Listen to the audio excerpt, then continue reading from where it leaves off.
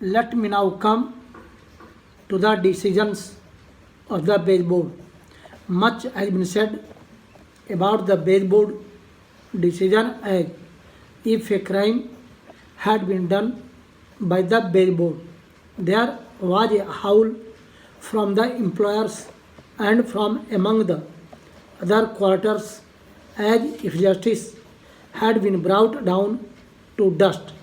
What was the decision of the Supreme Court and what were the decisions of the Bench Board? I would like to point out that except in 6 cases, in all other matters, the decisions of the Bench Board were good and the Wage Board had an equal number of employers and the working journalists. That is to say, the employers agreed to all other matters on which decisions had been taken. With regard to these matters, they might have certain ground for criticism. Now, the decisions had been taken through mutual talks. The decisions were taken with a view to settling the dispute amicably across the table by mutual talk, and the labor minister took the initiative. Naturally, efforts were made there in order to see how these decisions could be implemented. It was agreed that the employers should not go to court and the working journalists should not also take certain other militant offensive actions. A gentleman's agreement was arrived at. Then what happened? On the one hand, they were talking about this thing. On the other hand, they were preparing for litigation on the very day on which this agreement was arrived at, and a decision was taken to appoint a body where all the interested parties could discuss and settle matters. A petition was filed on behalf of the employers in the court. Therefore, I think that much of the argument that has been advanced is something which is mischievously wrong, and we ought to take note of it. Sir, according to the Supreme Court, the Wage Board should not have fixed the wages. It seems that the proprietors have gone on all their promises they made. They want even the fixation of the minimum wage to be left to the states. They want the scales to be determined at state levels by tribunals. Para.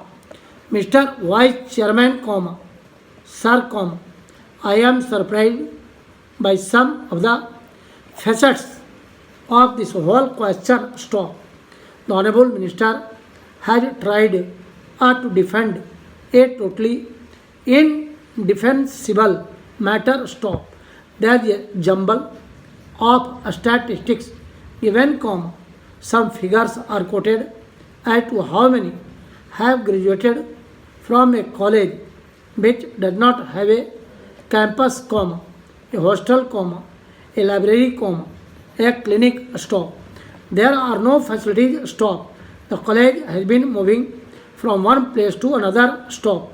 It is a mythical college, a college on paper. Stop.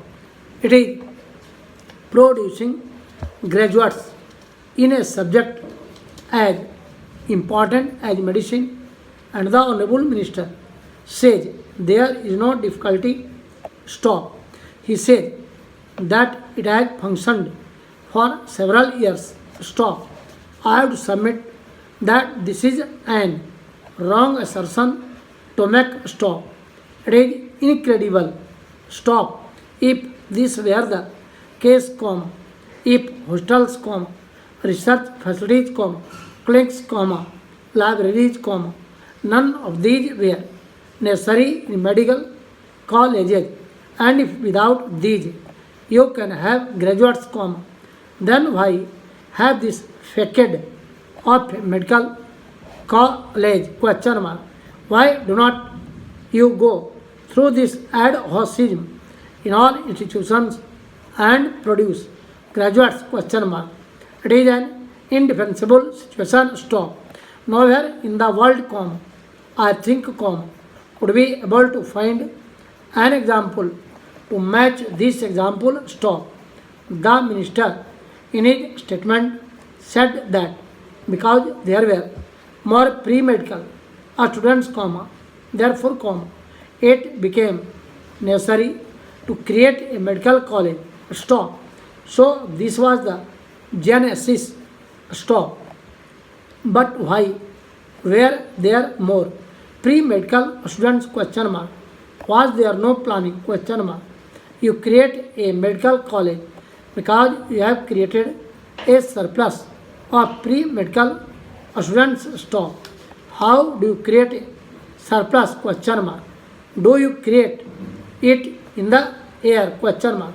One would hope that the Honorable Minister would go beyond the routine of cooking up figures and statistics to defend an indefensible case. Stop.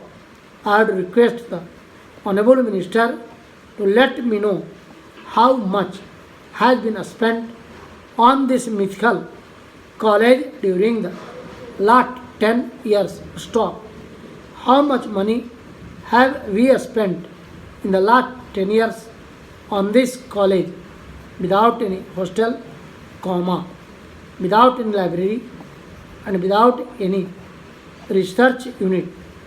And how much do we intend spending in the next 4 or 5 years? Stop. When will this college come to function as a medical college? Question mark.